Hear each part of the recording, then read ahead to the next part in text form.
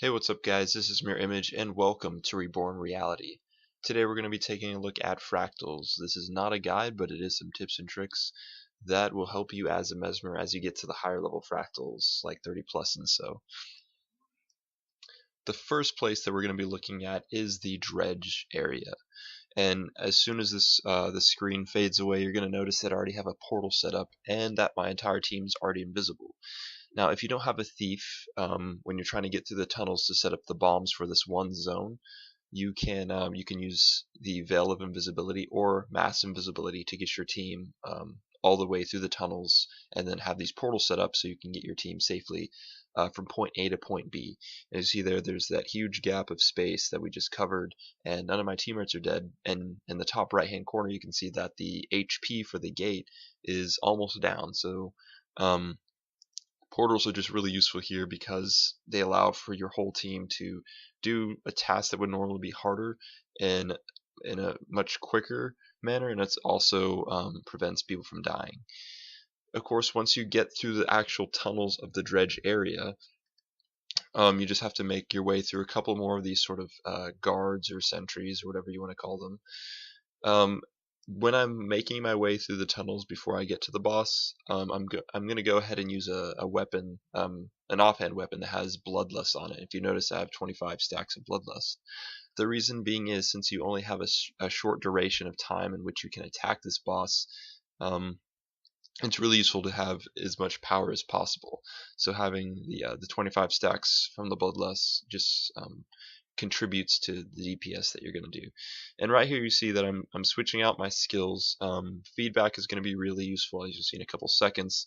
Blink is mostly for mobility, getting to allies that are downed, and getting out of the way of one-shot moves. So here we're going to open up and we see that the dredge is gearing up for an attack. And as soon as you see that animation, he's going to throw a couple of bombs. And I didn't manage to get all of them that time, but feedback does reflect those back at the boss. The great thing about that is, first of all, your party doesn't take damage, and secondly, your enemy does. So that's one of the really useful things about having feedback. You pretty much need it for this enemy right here. As you see, I'm casting Time Warp. And the reason Time Warp, I feel like when I play with Mesmers, I know they have the skill because they use it, but they don't use it half as often as I do. And I'm not saying to spam it, but I think you should always put it up whenever it can contribute to your team. Just because there are a lot of points where, like in this part, for example, you're constantly moving. So if you have, at least 2 other team members that are in the radius and your guys are moving backwards, set it behind you a couple of paces and go ahead and try to get as much done as you can, as much DPS. See that right there, that was a demonstration of how useful Blink can be. When a person's down, getting to them quickly is usually very useful. So you can get the res without taking damage. Also, you can see that the dredge, his recharge for the bombs is quicker than your cooldown for feedback. So you have to pay attention to that, and basically you can only get it in every other time that he actually uses that attack or that skill. So you're going to want to time the one that you do get off almost perfectly, and as you see there, not perfect. So that's a mistake that I made while making this video. Also, there is a glitch, but I'm not going to be talking about glitches in this, but you can basically hide behind the stairs and, yeah, kill the guy. But how do you actually get to the boss? That's what we'll cover in this part here. As you can see, I'm using a focus, really useful for dragging in enemies, crippling them before they get to you, making them easier and more susceptible to your AoEs. Also, the focus has Bloodlust, so that you can get those stacks. Right now I have 20, but I'm pretty sure I'm going to go down at some point before I actually get to the final boss. And as you can see, I have feedback in my utilities, and this is one of the most useful skills in the dredge area. And not so much in that it's useful on your allies because you're getting tons of conditions, but as you see in the enemy's sort of skill bar type thing, not really skill bar, but his status, basically, he has all those boons on him. And so I'm going to put null field on that group of enemies, and you see the boons just disappear, they just melt away. And none of my allies actually have conditions, but putting null field makes the enemy more susceptible to damage, and so using that on them is going to help you get through the dredge area much more quickly. And the same process works for the boss. Here he's got protection and healing, or regeneration, sorry, and I immediately cast a null field to get rid of those positive effects on him. Protection and regeneration being the most annoying because it means you're doing less damage as a party. So I'm not going to talk too much about the underwater fractals, but I will go briefly into the trait that you should have. Normally in dueling I have a trait for the signets that gives you distortion, but in this case I go with the 10th skill so that I can spam clones for shatters. Also, if you notice on my trident I have the superior sigil of stamina. That's going to be very important, and watch my stamina as you see this playthrough. Basically, you're able to do spam clones, and every time you kill an enemy, your stamina recharges. So basically, when you're underwater, there's these huge mobs of enemies, and if you spam mind rack whenever you can, and whenever you basically kill an enemy, you're getting all that stamina back. So you can do tons of DPS, AOE DPS with your mind rack shatters. So it's just really useful to get that stamina back as soon as you generate clones.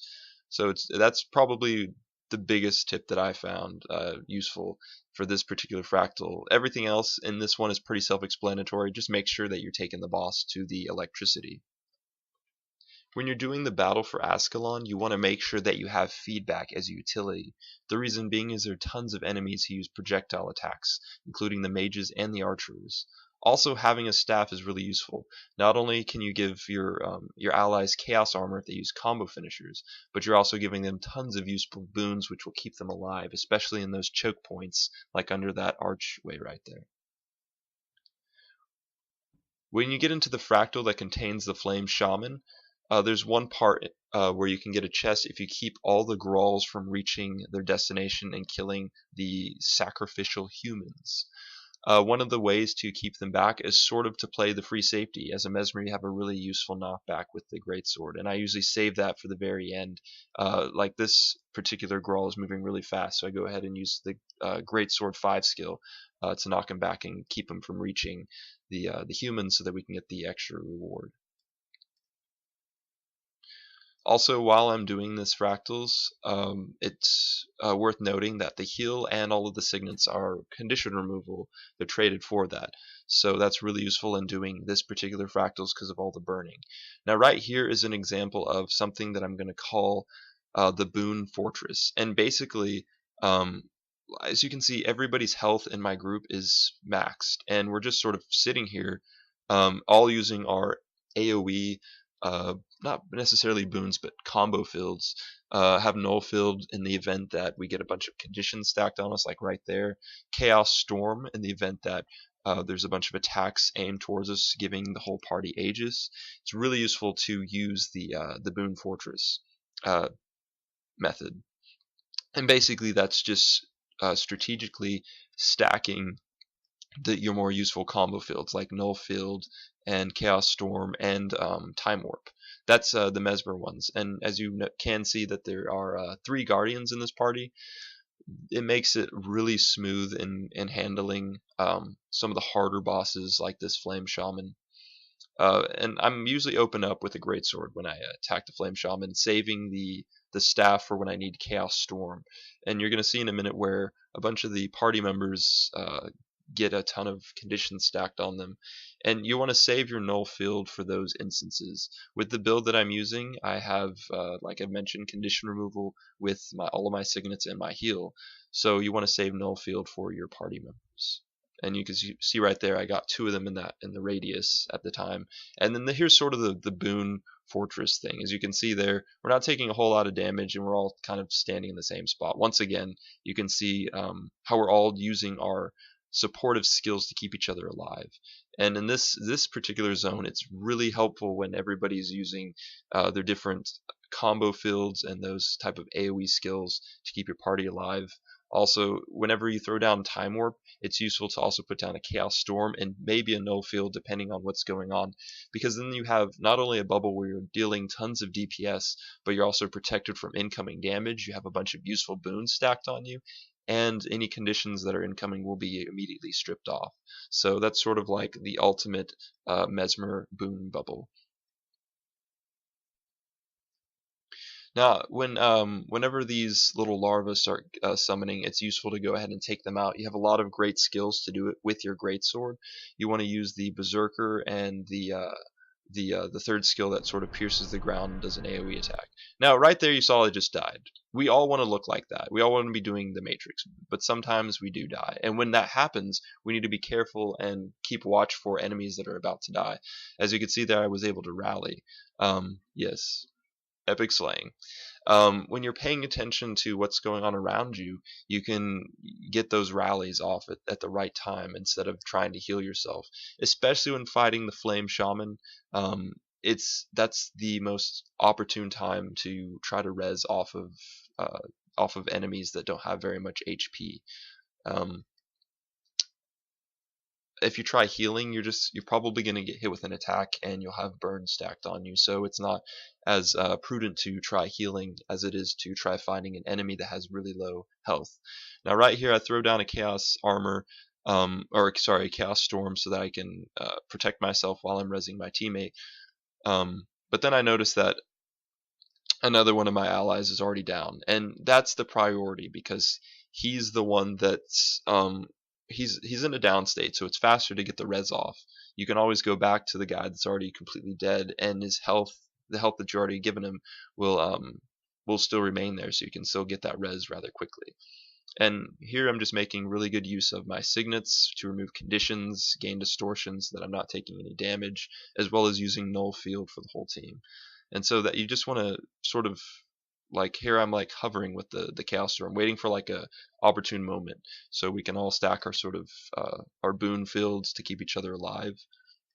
Makes it really easy when fighting the boss when everyone uses their skills in unison. Even like in the last little clip, you saw the thief using his invisibility, and once again, just everyone using the skills that they have to benefit the team makes running this type of thing really smooth. And so that's the end of the Flame Shaman tips. Basically, it's not only having a good team, but being a very good team player. Whenever you're doing Jade Maul, it's really important that you have a portal. And the reason being is, especially now since Guardians can't use that skill to get tons of crystals, like you see here, just lying everywhere, hordes of crystals like pirate treasure. Not only when enemies go down, but having portals is really useful for getting crystals back to your base. As you're going to see here, I'm able to res this guy, set up a portal, grab a crystal, and take it back right to where we have all of our crystals sort of hoarded. Also, Blink is really useful for the mobility, being able to get around and escape things really quickly. So since this is such a flat map, basically anything that gives you extra mobility is going to be really useful. Sometimes I'll use the sword because Blurred Frenzy is really great for avoiding the Jade Maul's attacks when you don't have access to a crystal or you're out of dodge rolls. So that's all for this video, guys. I hope you enjoyed it. I hope you found it informative. Remember to keep it real in reality.